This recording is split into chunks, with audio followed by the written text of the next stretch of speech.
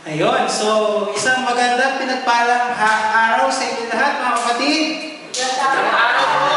So, para mag-start tayo ngayon ng ating worship service, I invite everyone to please rise.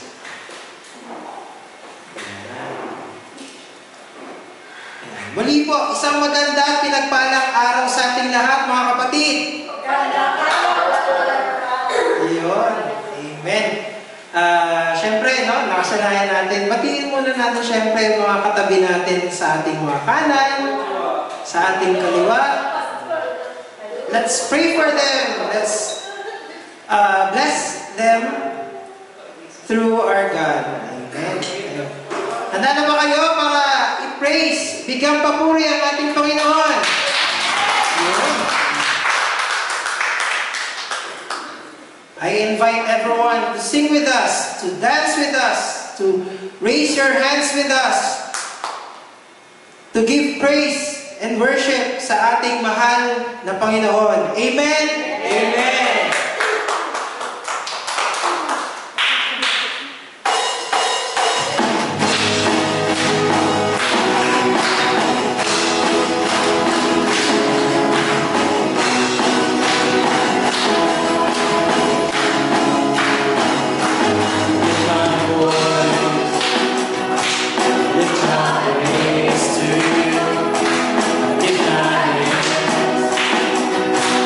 Lift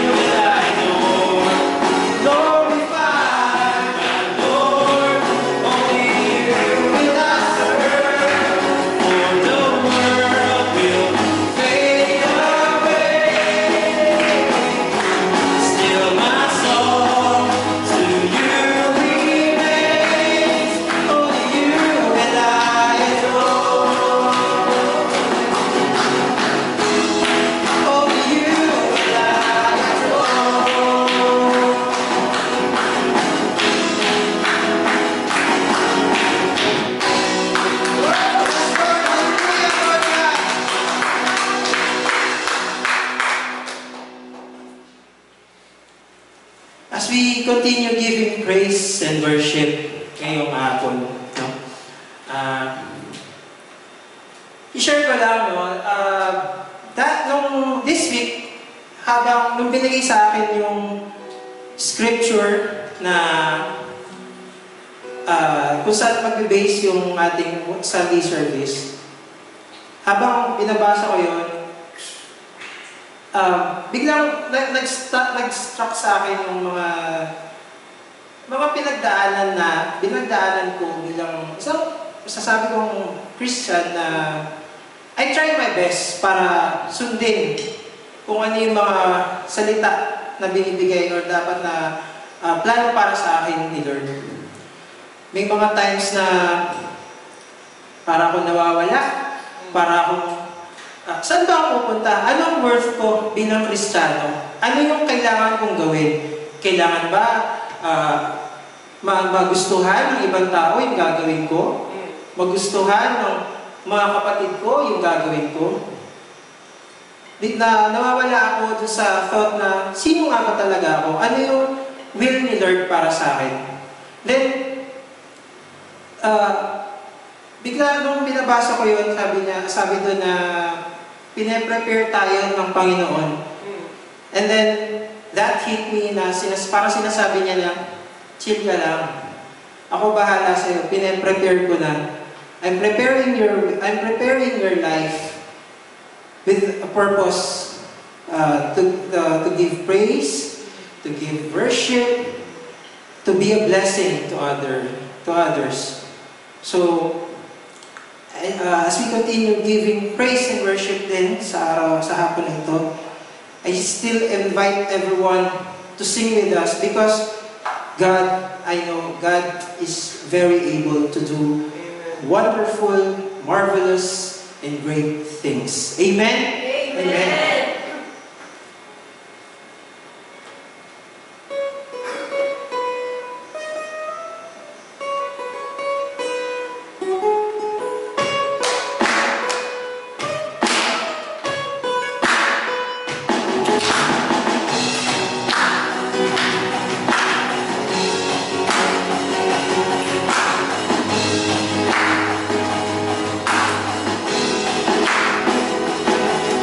This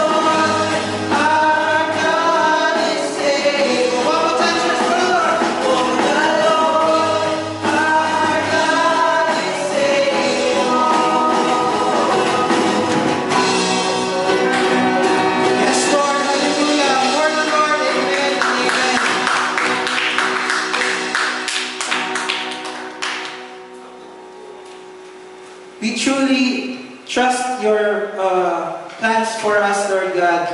Alam namin, Panginoon, na Ikaw ang gumagawa ng paraan, Ikaw ang gumagawa ng daan upang mas mapalapit kami sa iyo, Panginoon.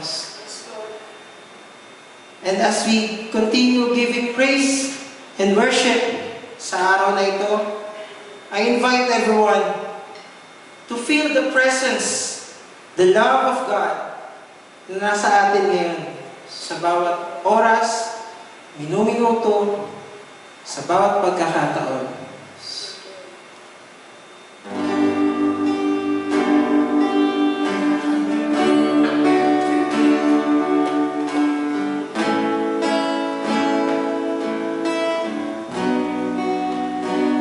You are here, moving in our midst. I worship you, I worship you. You are here, working in this place. I worship you, I worship you. Say you are here. You are here, moving in our midst. I worship you, I worship you. You are here, working in this place. I worship you, I worship you.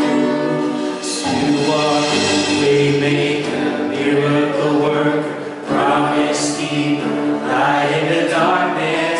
My God, that is who you are.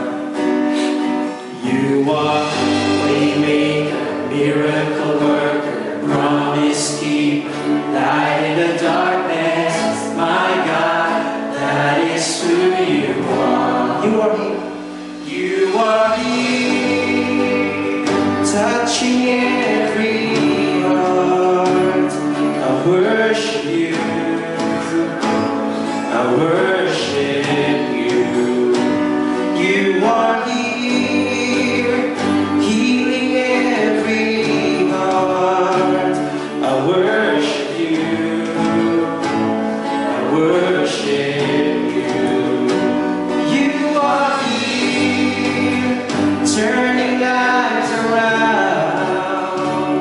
I worship you, I worship you. You are here, mending every heart. I worship you, I worship you. Miracle worker, promise keeper, light in the darkness. My God, that is who you are. You are Waymaker, miracle worker, promise keeper, light in the darkness. My God, that is who you are. Say, that is who you are. That is who you are. That is who you are. That is who you are. Oh, that is who you are. That is who you are. That is who you are. That is who you are. Even when I don't see it, you're working. Even when I don't see it, you're working. You never stop, you never stop working. You never stop, you never stop working. Even when I don't see it, you're working. Even when I don't see it, you're working. You never stop working. You never stop working. Even when I don't feel it, you're working. Even when I don't feel it, you're working. You never stop working. You never stop. You are way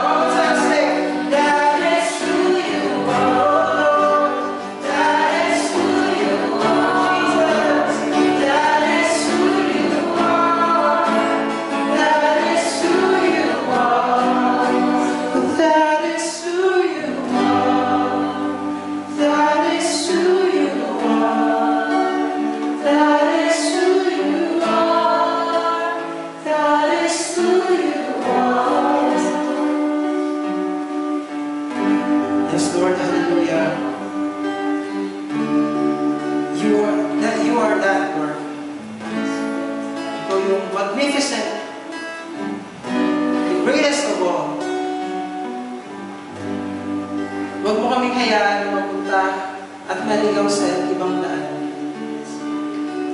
Patnubayan niyo po ang bawat isa sa amin, Panginoon. Patnubayan niyo po na mas mapalapit pa kami sa iyo. Maging blessing kami sa iba, Panginoon. Mahalin ka namin tulad ng pagmamahal mo sa amin, Panginoon.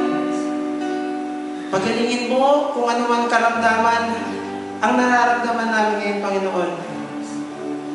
Physically, spiritually, emotionally, Panginoon.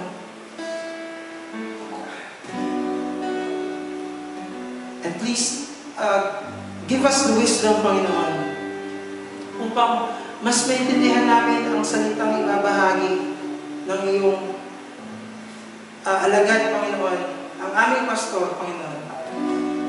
Gabayan niyo po siya upang mas maipahayag niya sa amin at mas maintindihan namin ang mensahe ng iyong pag-ibig para sa amin. Dinadalangin namin ito na may pasasalamat at papuri sa pangalan ng iyong anak na si Jesus. Amen. Amen.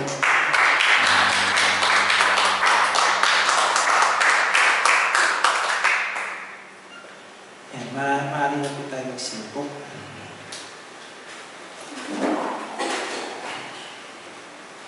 Ayun po, ngayon po ay tinatawag na namin dito sa harapan ang ating mahal na pastor, Pastor Kokoy, upang ipahagi ang salita ng Panginoon.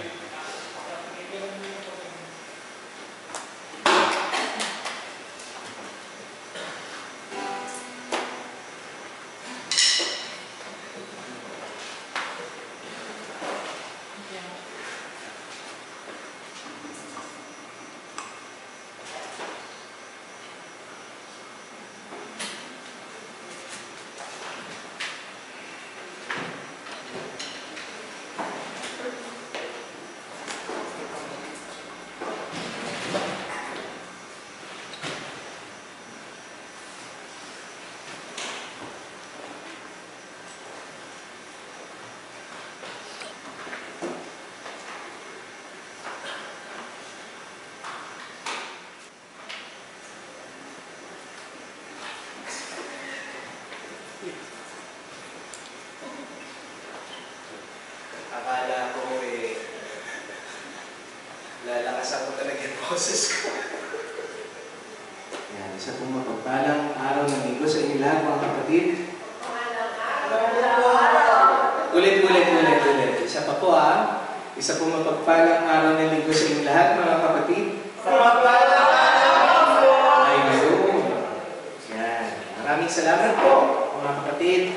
Ako'y nagpapasalamat muli sa ating Panginoon na tayo po ay muling magpapatuloy ng ating pong second serye sa buwan ng Nobyembre. For this specific Sunday, we will continue in our sermon series entitled Planning for the Future as Guided by the Scripture. And for this specific Sunday, tayo po ay tututok sa talata na ating pong pag-aaralan ngayong hapon na ito, which is found in 2 Corinthians chapter 4, verse 16 to 18. And our message for today is entitled, Planning for the Valley Moments of Life. But before we start, I would just like to invite each and every one of you to please stand as we give honor and praise to the Word of God as we read His promise found in 2 Corinthians chapter 4, verse 16 up until verse 18. Let us read.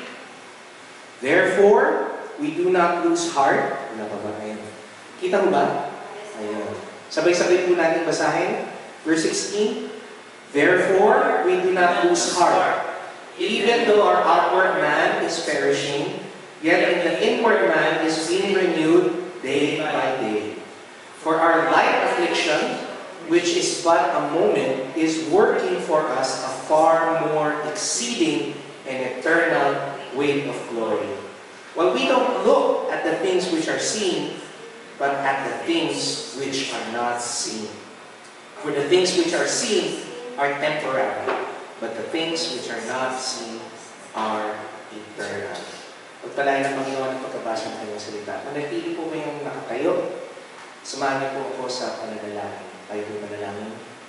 Banal Ama, maraming pong salamat sa hapong ito. Kami po, Panginoon, ay nabigyan niyo muli ng pagkakataon na mapakinggan ang hindi nagmamaling ninyong salita na punong-puno ng magagandang pangako sa bawat mananampalataya. Dalangin namin ng Diyos, sa hapong ito, naway kasiya nawa po kami ng inyong pong presensya, ng inyong pong banal na Espiritu, upang sa gayon, aming pong pag-aaral, ng salita, ay maging sanhi, Panginoon, para patuloy na mag-ingas ang aming mga pag-asa sa aming mga puso. Magliwanag ito, Panginoon, sa mga taong hindi pa na nakakakilala sa pinakapuno ng aming pag-asa na si Kristo Jesus. Ang lahat ng ito, O Diyos, ay aming pong binubulog sa inyo. May pasasalamat, may pananampalataya sa pangingalan ng inyong anak, aming Panginoon, pagkapagligtas at Diyos na maglikha. Si Kristo Jesus, ang lahat ng magsabi na. Amen. Maraming po kayo magsuko.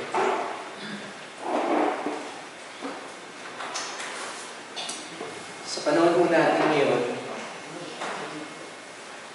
makikita po natin na marami pong alinlangan. Alinlangan kasi hindi po natin alam kung ano po ang mangyayari sa mga susunod pang panahon. Marami po sa atin ang may alinlangan kung kaya pa natin makasurvive sa susunod na taon. Bakit kaya? Kasi marami rin sa atin na nagiging palaisipan kung ano mangyayari sa atin, lalo na unti-unti na natin nararamdaman ang epekto sa ating ekonomiya ng sigalot sa Middle East, sa pagitan ng Israel at ng Palestinian terrorist group na Hamas. Gayon din, hindi pa rin natatapos ang giyera ng Russia at Ukraine. Not to mention po yung dekada na po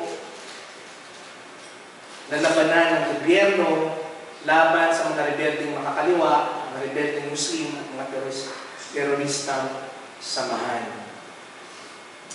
So while we may not know all the things that will unfold in our lives in the future, one thing is constant.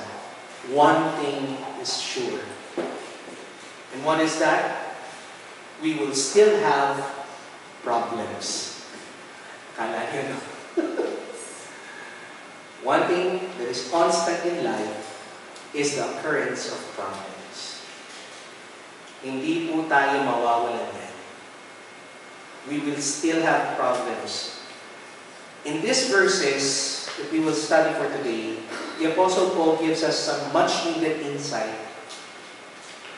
into the problems that we face and how we should handle them as believers in Christ.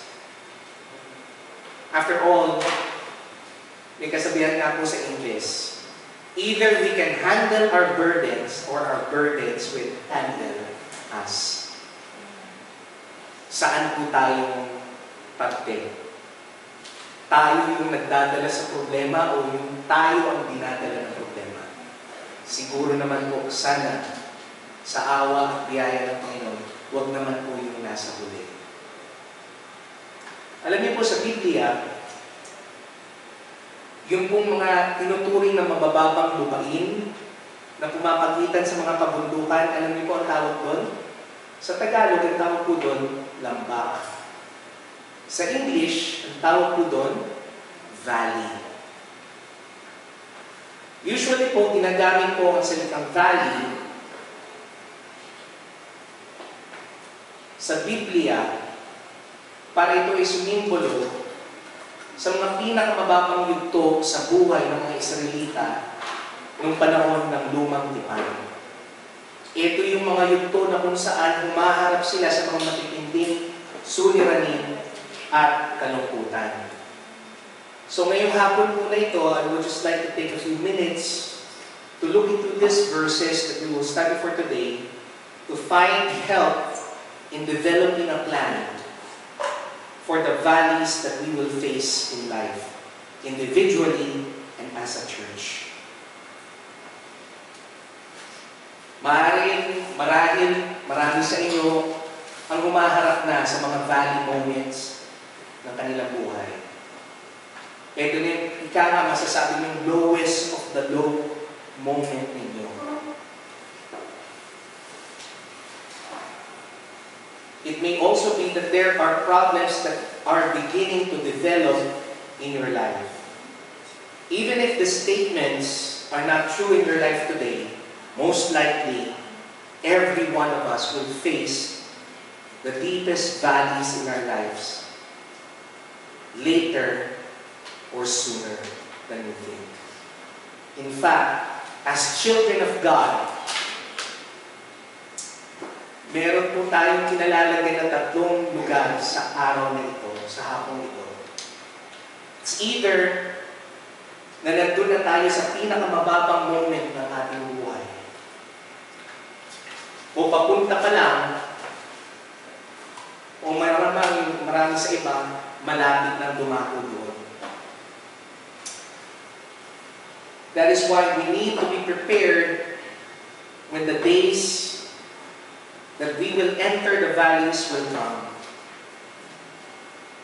That is why this passage that we will study for today will help us to do just that.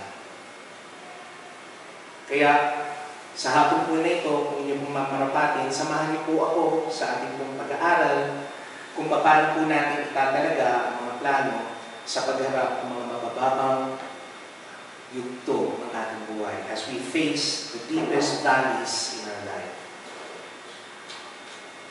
Unang advice sa atin ng ating pong passage ngayong hapon na ito, in order for us to successfully plan for the deepest valleys in our life is that we need to surrender. Kailangan matuto raw po tayong sumuko. Ano raw po yung ating isusuko? Tingin ko, kapag may problema na tayo, wala na tayong pwede pang isuko. Diba? Kumbaga, kung suko na nga tayo sa buhay, wala na tayong maibubuga. Pero ang sinasabi sa atin ng salita ng Diyos, kung meron daw po tayong dapat isuko, dapat raw po tayong sumuko sa kapangyarihan ng Diyos. We need to surrender to the power of God, as seen in 2 Corinthians chapter 4, verse 16. When Paul encourages each and every one of us to not lose heart, while mawalan ng puso.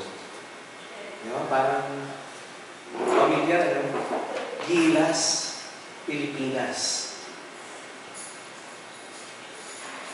So in this passage, another truth that needs to be remembered when we are in our deepest valleys is that God has the power to sustain His children. Ganap at laganap ang kapangyarihan ng Panginoon para tayo ay Kanyang alalayan sa ating mga pinakamababang yugto ng ating buhay.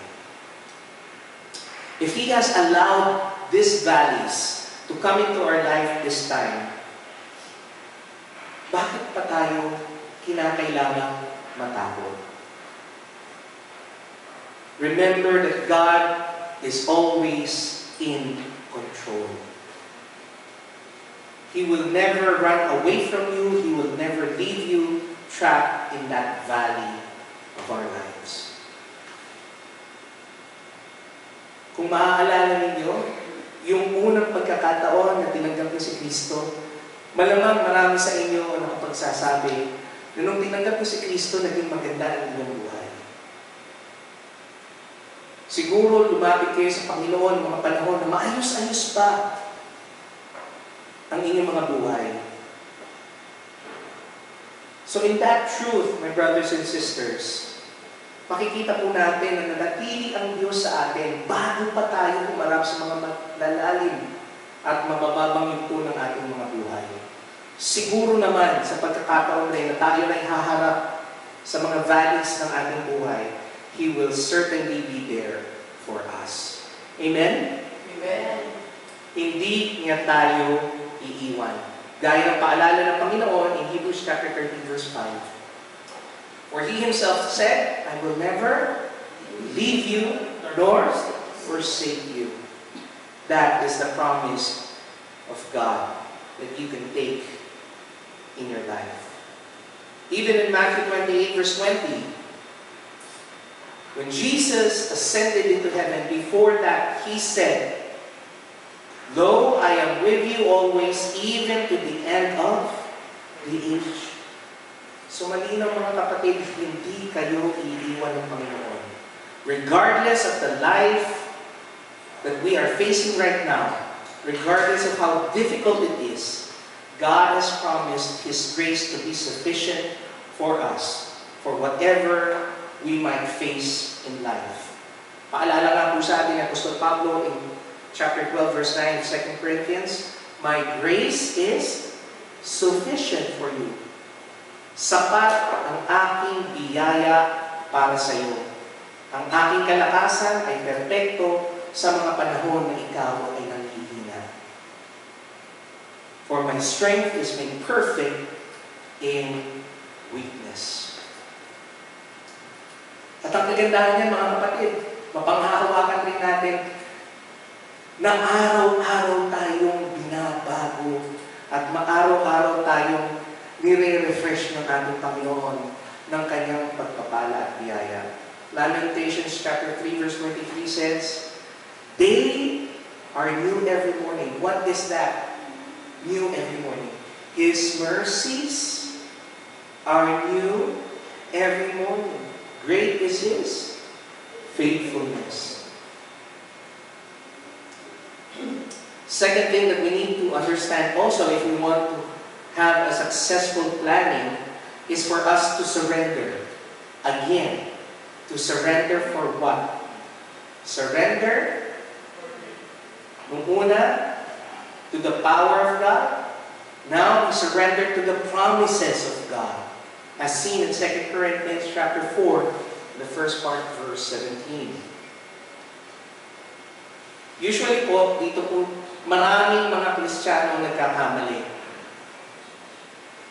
There is a common misconception among believers that God will allow us to experience anything that we are not able to bear. Marami po sa atin ang naniniwala na hindi po ibibigay ng Diyos ang mga bagay na hindi natin kakayanan sa buhay. Mali po yun, mga kapatid. Yun po ay ang maling pananaw or interpretation ng 1 Corinthians chapter 10 verse 13. Ang tinutukoy po ni Pablo dun sa passage na yon ay hindi po yung mga mabababang yugto ng ating buhay. Paul is not talking about the valleys in our lives, but he is talking about how Christians will be able to overcome temptation. Hindi po tayo bibigyan ng pagkakataon ng Panginoon na magapit ng tukso sa buhay. Yun po ang paalala sa atin. Kaya nga po minsan, di ba, ang hirap kong tanggapin kung ang interpretation mo ng 1 Corinthians chapter 10 verse 13 ay mga pagsubok sa buhay. Kasi sasabihin mo, Pastor, bugbog na nga ako eh. Tingin mo na nga ako, gusto ko na sumuko. Tapos sasabihin pa ni Lord na hindi ka niya bibigyan ng mga bagay na hindi mo kakayanin. Kasi may mga pagkakataon po na kung saan aabot talaga tayo sa breaking point natin sa pagharap po natin ng mga problema. Pero tandaan po natin, mga kapatid, kung gagamitin man ng Panginoon ang mga problema na ito para tayo po ay i-break, tandaan natin, ang Diyos na ating pong pinagkakatiwalaan ay kailanman hindi magugulit.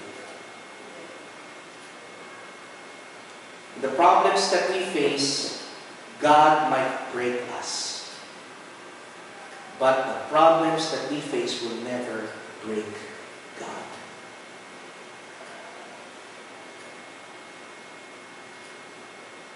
So where should we go? It all boils down to this, my brothers and sisters. It goes back to abiding in Jesus. Diba? Paalala sa atin. In John chapter 15 verse 5, that I am the vine and you are the branches. If we remain in Jesus, Jesus himself said, you will bear fruit. But apart from me, you can do nothing. So kapag tayo raw po ay nakay Kristo, if we abide in Christ, yung katotohanan po na sinasabi ni Paul in Philippians chapter 4 verse 13 will become a reality in our lives. Ano po ba yung sinabi ni Paul sa Philippians chapter 4 verse 13? Alam ko po marami po sa inyo ang nakakalam nitong verse na ito. Tingin ko po yung iba nga po may sapatos pa nga nito Anong sabi doon? I can do all things through Christ who strengthens me. So kahit nasukong-sukukan na sa buhay dahil sobra na ang lalim ng pinakamababang yugto sa buhay mo, ang nangyayari yun sa iyo. Paalala ng Panginoon that if you abide in Him, kapag konektado ka kay Jesus, makakayanan mong lagpasan ang lahat.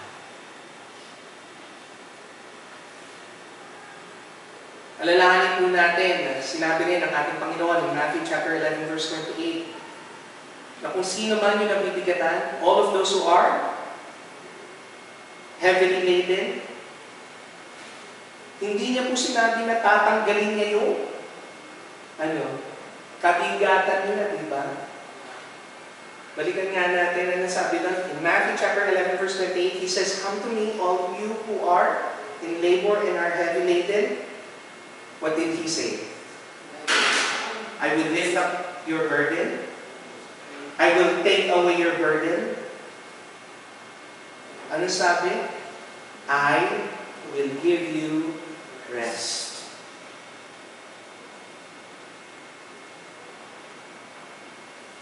Ibig sabihin nun, mga kapatid, kontrolado pa rin ng Panginoon ang mga pinagdadaanan ng pagsubok. Kung may kabigatan ka mang dinadala, gaya ng sinasabi ng Panginoon, He is the one who's actually giving us the burden in order for us to grow in our faith in Christ Jesus. But one thing is for sure, He controls the load that we carry in life. Kontrolado niyang ganap ang lahat ng mga bagay nito. At kung ikaw ay nananampalataya at naniniwala sa Diyos, matatanggap mo yung kapahinahan na inaalok niya. Kasi, yung kabigatan na dinadala mo sa buhay, kumpara sa kanyang maigting na kapangyarihan at kakayanan, para lang kumpang ito isang balahibo ng ibon. Ang kabigatan natin sa buhay ay madali lang para sa ating Panginoon. Mahal niyo sabihin, Pastor, o nga si Lord, kaya niya yun Pero paano kung matatanggap na ang kabigatan ko ay magaan? How can I accept the fact that the Bible teaches that my burden is light? Kung ako nga talaga, nagre-reklamo na hindi ko lang kaya dahil sa sobrang bigat nito. Balik tayo dun sa passage natin. The answer lies in how we see the glory of God compared to our burdens.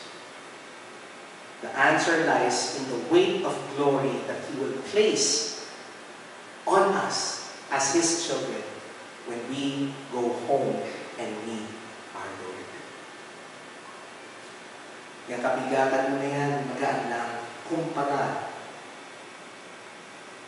sa gloria na ibibigay sa iyo ng Panginoon kapag kayo pinagkaharap.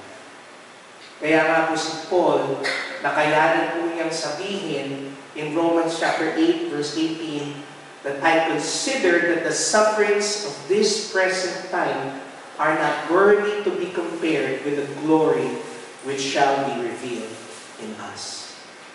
Yun ang pag-asa ng bawat mananampalataya, na kahit na tayo nagibigatan sa buhay, mas mabigat pa rin ang pagpapalang ating matatamo kapag tayo na ay humarap sa ating Panginoon.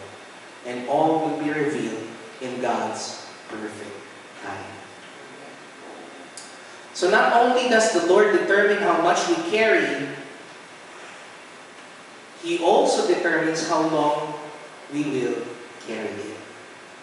Kontrolado po niya yung bigat ng ating mga dinadalang pasanin at kontrolado rin niya ang panahon kung kailan po natin ito kakagayan. Kaya nga po sinabi niya, hinalintulan niya ang ating mga kabigatan in our passage when He says that our affliction is but a moment. Pasanin ang ating mga kabigatan. Ano masasabi niyo pa rin sa akin? Gusto. Parang ang hirap tanggapin ng katotohanan na yun na panagdalian lang. Kasi simula pa nung pinanganak ako, hanggang sa ngayong ako ay matanda na, dala-dala ko pa rin yung kabigatan na meron ako sa buhay.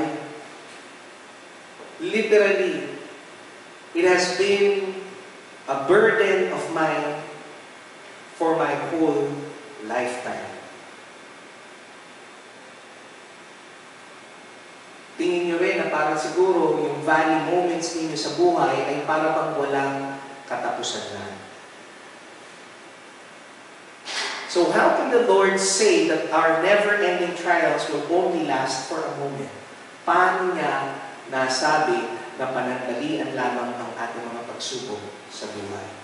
Again, it lies on the perspective that every believer has in Christ Jesus. The answer lies in looking beyond the present compared to eternity. Kahit na gaano pa tayo katagal at tiis dito sa buhay na ito, kung ipagkukumpara natin ito sa ating buhay kapag humarap na tayo sa Panginoon, kung ipagkukumpara natin ito sa buhay na walang hanggan, hindi po ito kayang tapatan. The Lord is in control of the length of our burdens.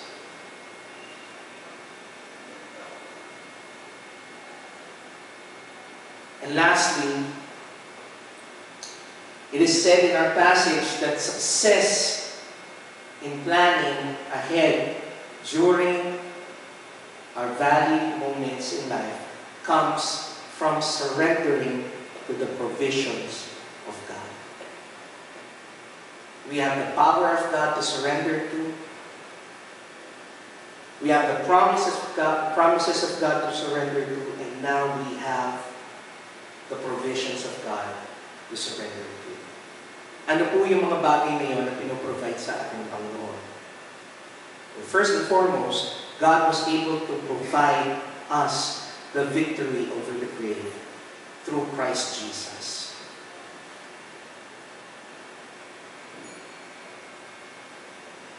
Meron nga pong isang kasabihan sa English. Sabi po nila, life is hard and then you die.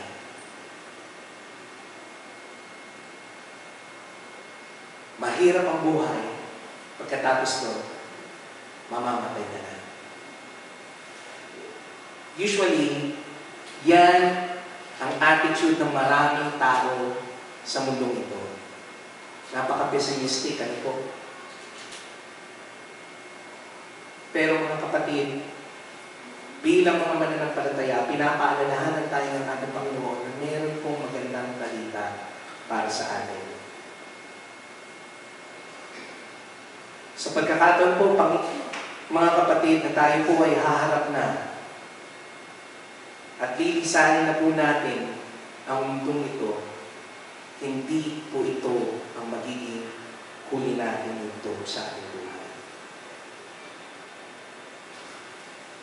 We should believe that we, as Christians, as believers, will continue to live beyond the grave. Naramdaman po natin ang isang buhay na kung saan hindi po natin mai-imagine.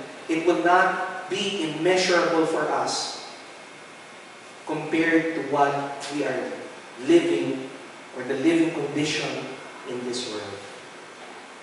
Our lives will be immeasurably better when we face Christ.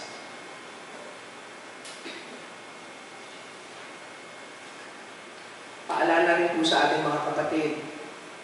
In 2 Corinthians chapter 4, verse 14, na yung kapangyarihan ng muling nagpabuhay sa ating Panginoon mula sa kamatayan ay ang siya ring kapangyarihan na magbibigay sa atin ng panibagong buhay.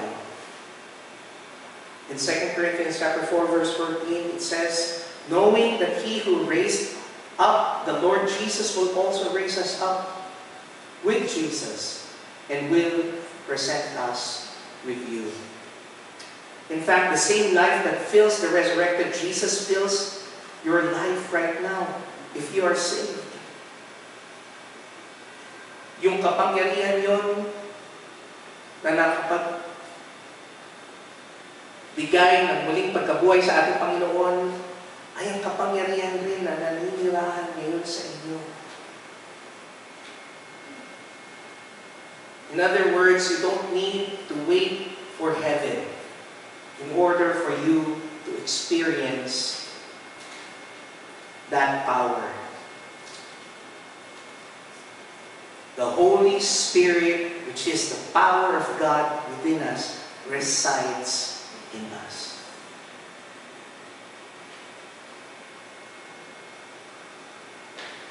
So my brothers and sisters in Christ, indeed, if in life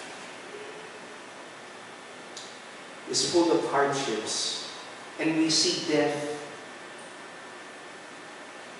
as something that is hopeless, let us remember that Christ has already provided victory over us from the grave. Second is that Christ also provided victory that abounds in glory. Dito po makikita natin, Paul tells us that when we do make it in heaven, everything that we face in life will be remembered as nothing when compared to the glory that we will share over there. Ganda pong isipin, ano? Na kapag natapos na ang buhay natin, tayo ay lumisan na sa mundong ito. Pagkaharap na natin ng Panginoon at nararanasan na natin ang buong kaluwalhatian niya, tapos magbabalik tanaw tayo sa ating buhay, minsan siguro masasabi natin,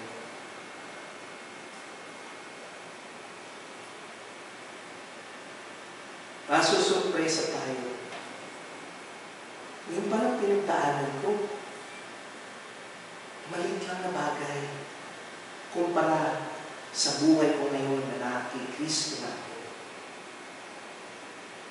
When you look from heaven and see your life on earth, siguro po masasabi niyo na napakapwede ko pala nang iniyakan ko itong mga bagay na ito.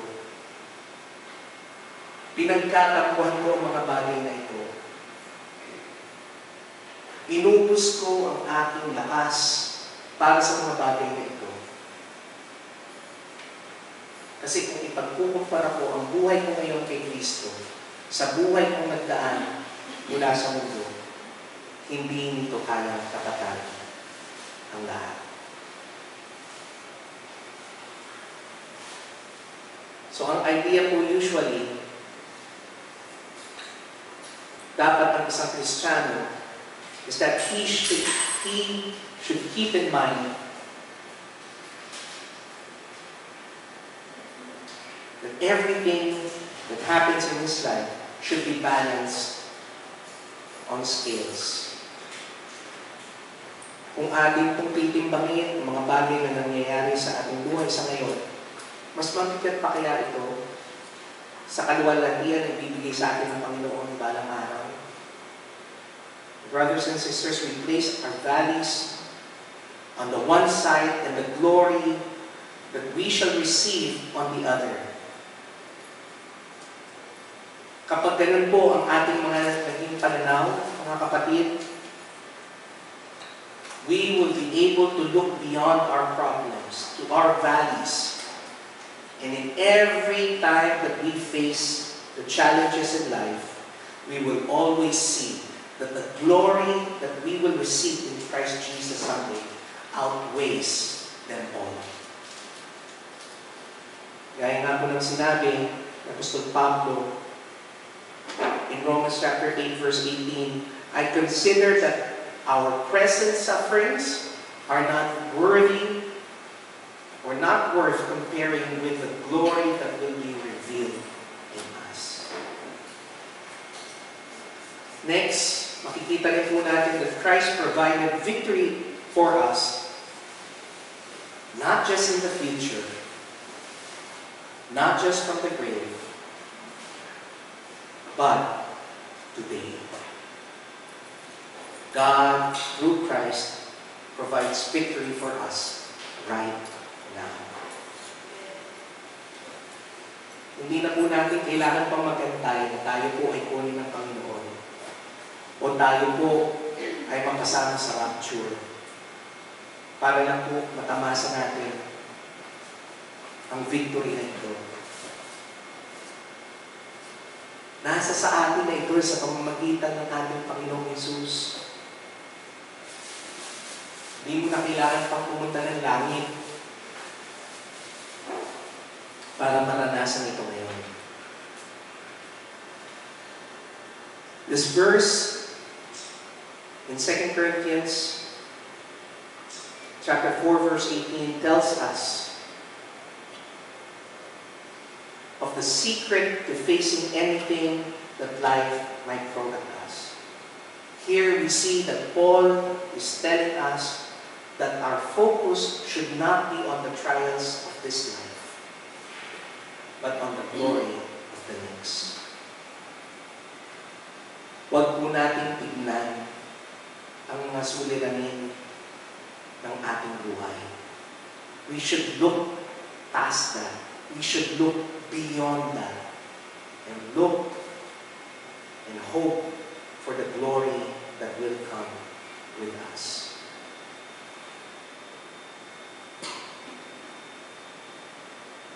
Pero bilang pastor, alam ko rin po yung realidad. Yung katotohanan na lahat tayo na humaharap sa mga pabababang dako ng ating buhay ay nabibigatan, nasasaktan, nauubusan na ng lakas. Hindi ko po sinasabi na hindi totoo ang mga problema ng ating kinakaharap. Pero dapat bilang mga mananampalataya, kailangan raw po nating matuto ng tamang pananaw kung paano natin titignan ang mga problema natin.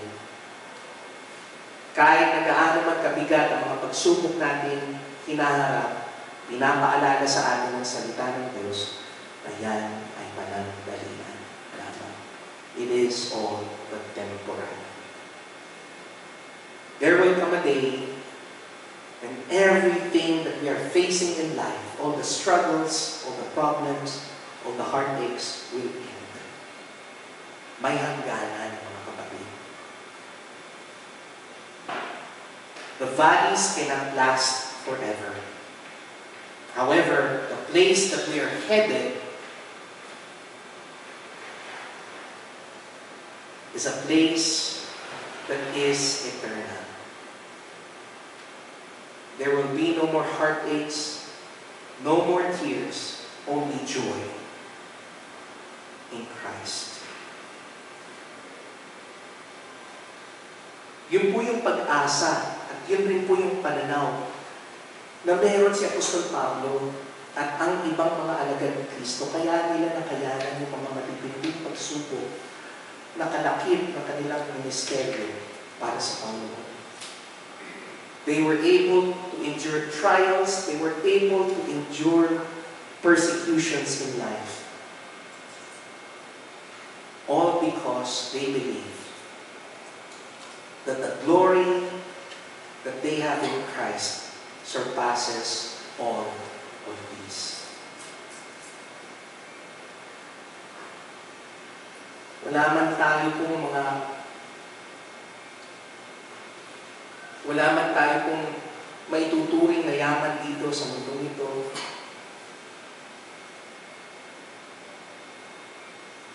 Pero asahan po natin mga kapatid, ang pangako ng ating Panginoon na kung tayo raw po ay patuloy na maglilingkod, magpapakatotoo, magiging tapat sa Kanya, wala man tayong kayamanan dito sa mundong ito. Nag-iipon naman tayo ng kayamanan sa langit.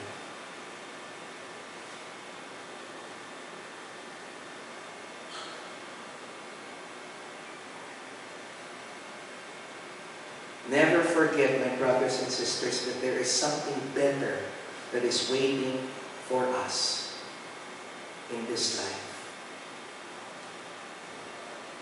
We need to just focus on the things of God. We only need to focus on the things that are above in order for us to truly understand that all of the problems that we face will not surpass the glory that is to come. In Matthew chapter 6, verse 19 to 21, Jesus reminded us to not store up treasures on earth. Kasi sa patuloy na po natin pag-iimbak, pag-iipon ng mga bagay na maituturing na kayamanan dito sa mundong ito, masasabi po natin na wala po itong katuturan. Bakit kaya? Sa patuloy po natin pag-iimbak ng mga kayamanan dito sa mundong ito, ang sabi raw po ng ating Panginoon, pwede raw po itong masira. Pwede raw po itong manakaw sa atin. Kaya po, ang paalala niya sa atin, verse 20, we need to store up ourselves treasures from heaven. Na kahit na kailanman hindi masisira, hindi mananakaw. Focus on what is ahead. Even Peter said in 1 Peter chapter 3, verse 16, he said, "Praise be to the Lord God and the Father of our Lord Jesus Christ. In His great mercy, He has given us new birth into a living hope through the resurrection of Jesus from the dead and into an inheritance that can never perish." Habang meron ka ng iniimpok na kayamanan sa langit, binigyan ka na ng Panginoon ng initial deposit kay Kristo. May pamana ka ng matatanggap. In addition to all of the things that you're doing for Christ, which lays out treasure on heaven. At gaya po ng kayamanan na yun, this inheritance is kept in heaven for you. In verse 6, Paul continued on by saying, "In all these you greatly rejoice, though now for a little while you may have had to suffer grief in all kinds of trials." Kita niyo po, in-address ni Apostol Pedro yung katotohanan na marami po tayong haharapin ng mga pagsubok sa buhay, lalong-lalo na kapag tayo ay nakay Kristo. Pero again, paalala mo sa atin ng ating Panginoon that all that we have in Christ Jesus will never surpass the problems that we have here on earth.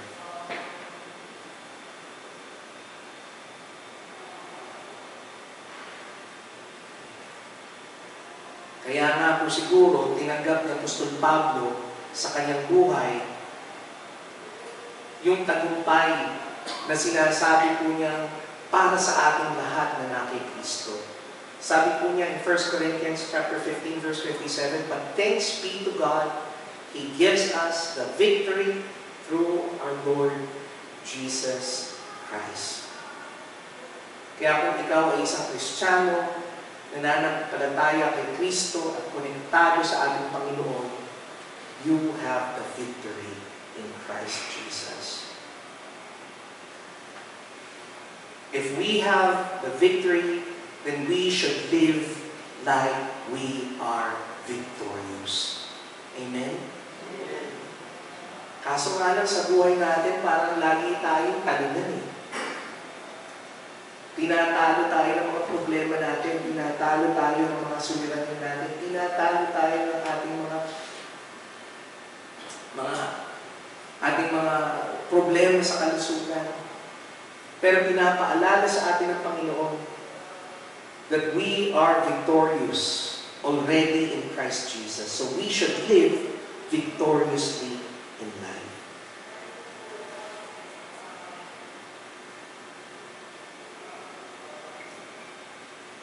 As children of God, let us be reminded that our Lord holds everything in His hands. Mga kapatid, nananampalataya ba kayo na ang Diyos na itinuturing nating Ama, Panginoon, ang siyang may hawak ng lahat ng tarangkahan ng kayamanan sa buong sanlibutan? Kung gayon mga kapatid, kung tayo po mamuhay na para bang tayo ay talaga. Sabihin niyo po ngayon sa akin na kayo ay mga anak ng Diyos. Sabihin niyo po ngayon sa akin na kayo po ay mga anak ng hari ng mga hari. Sabihin niyo po sa akin ngayon na ang inyong Ama ay mayaman, na nagmamay-ari ng maraming mansyon at ng maraming lupain. He holds every wealth of all the world in His hands. All the rubies and diamonds and silver and gold, His coffers are full and riches are gold. That is why, my brothers and sisters, I will always remind you that victory is yours.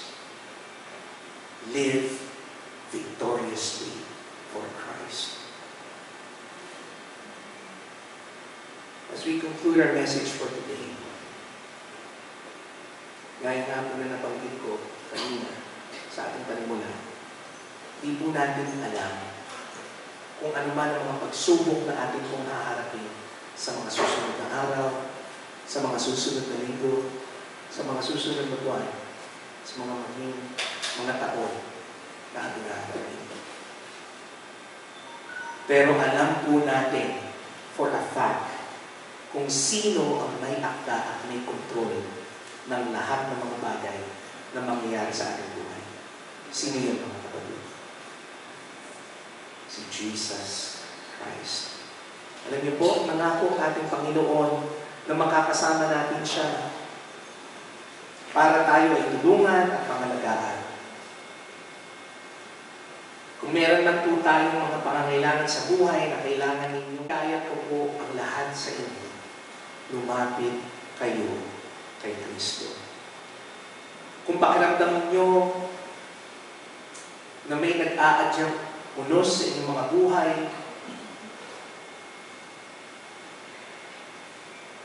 hinihikayat kita na lumapit kay Kristo.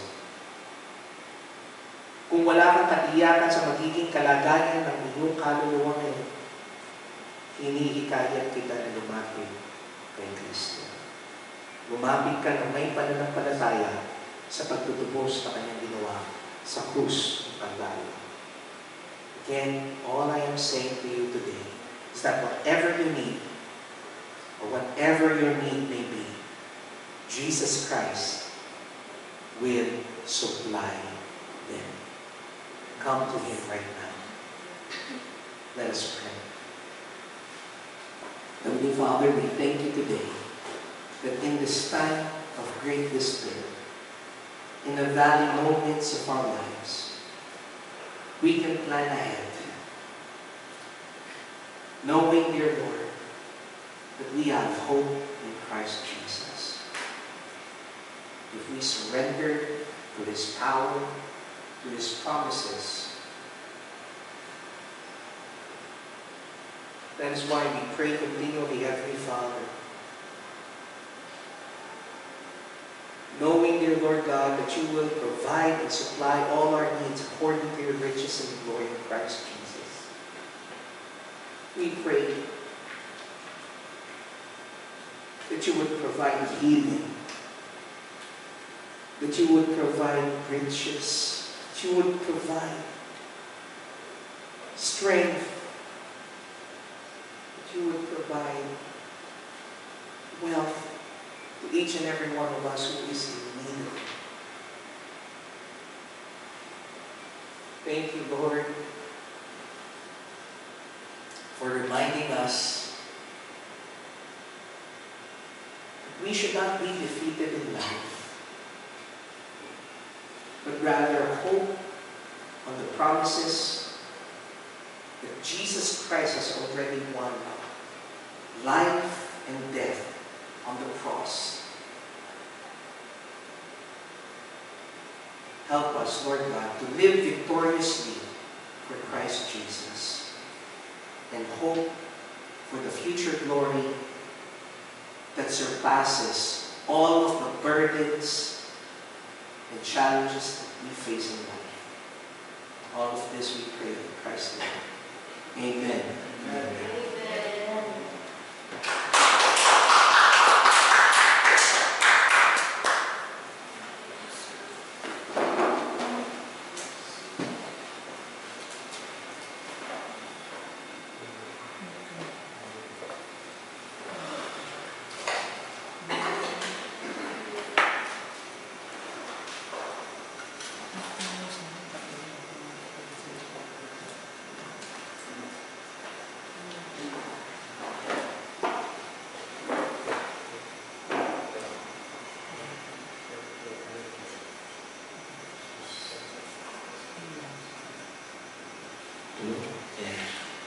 And so, napakasarap malaman, no? Malaman natin na despite of all the low points ng ating buhay, always and forever, may victory. May victory. We're always victorious kapag kasama natin si God. Amen? Amen. And so, dumako naman po tayo sa pagbibigay. Sa mga may Bible po, open niyo po yung mga Bible sa Deuteronomy 16, verse 16 to 17. Sabi doon, "They shall not appear before the Lord empty-handed. Every man shall give as he is able, according to the blessing of the Lord your God that He has given you." Maaari na po tayo magbigay.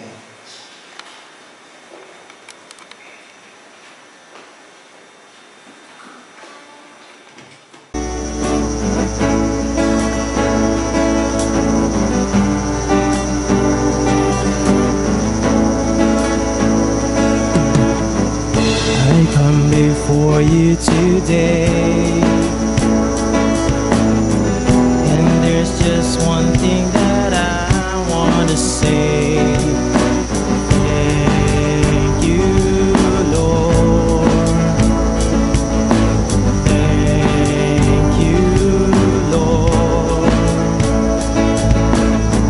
for all you've given to me, for all the blessings that I cannot see. Thank you, Lord. Thank you, Lord. Sing with me, church, and sing. With a grateful heart, with a song of praise, with an outstretched arm, I'll bless your name. Thank you, Lord. I just wanna thank you, Lord. Thank you, Lord. I just wanna thank you, Lord. Thank you, Lord.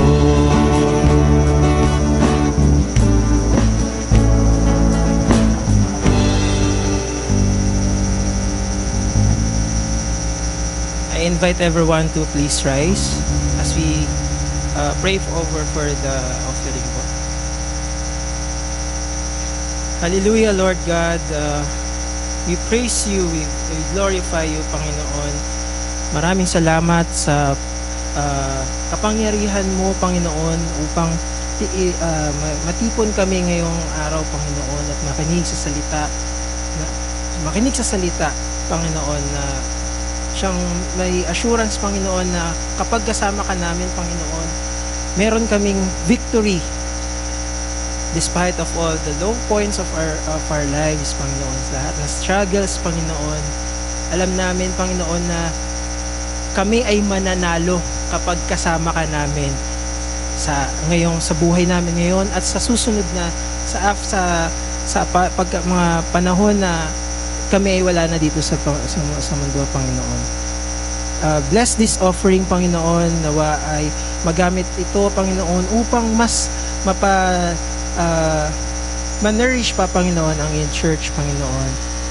Dinadalangin namin ito sa pangalan ng iyong anak na si Jesus. Amen at amen. And so, dumako naman po tayo sa mga announcement. Ayan, so this coming week po, happy birthday. Samahan niyo po kami, batiin natin ng isang maganda at sigabong birthday ang ating mahal na pastor. 1, 2, 3. Happy birthday to you.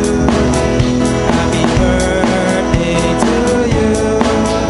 Happy birthday, happy birthday, happy birthday to you.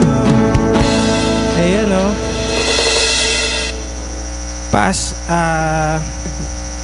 Binabati ka namin ng isang masaya at blessed birthday, Panginoon. Ayun.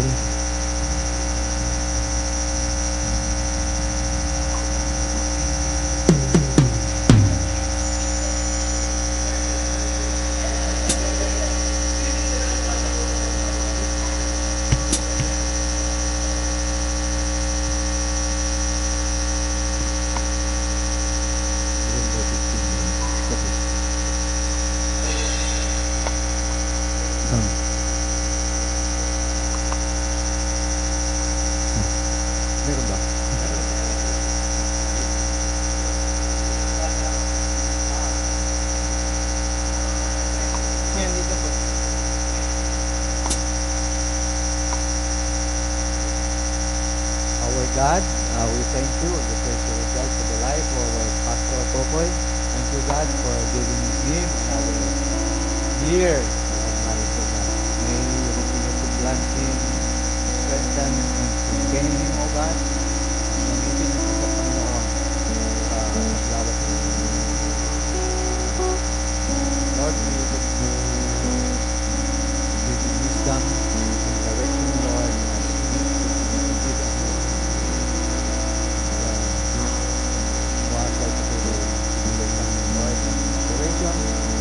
Encouragement, we continue to be one, Lord God, serving you, Father God. May you continue to help us and strengthen us, Lord God. Give him power and Lord, share your gospel.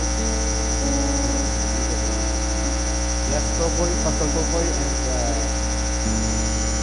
family, Lord, we continue to pray, Lord, that you grant him, Lord, good health, strengthen him, Lord, touch him, strengthen the family, Lord, from the crown of his head to the top of his feet. Thank you, Father. The Lord is willing to touch him into your care as he feed us, Lord. Thank you, Father. This is our prayer, giving in the name of our Lord Jesus. Amen. Happy birthday. Happy birthday, happy birthday, happy birthday to you.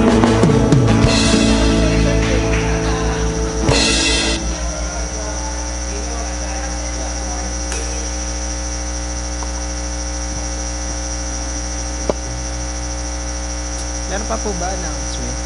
Wala na. Ayan po. Ilan na. So, muli po tinatawag namin dito sa harap ang ating mahal na Pastor Kokoy para sa benediction.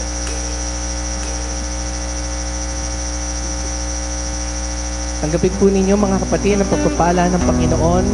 The Lord bless and keep you. The Lord make His face shine upon you and be gracious unto you. The Lord lift up His countenance upon you and give you His everlasting peace. Hallelujah, hallelujah, hallelujah to the Lamb. Hallelujah, hallelujah. By the blood of Christ we stand. Every tongue, every tribe, every people, every land, giving glory, giving honor, giving praises to the Lamb of God. Giving praises to the Lamb of God. Giving praises to the Lamb of God. Jesus Christ.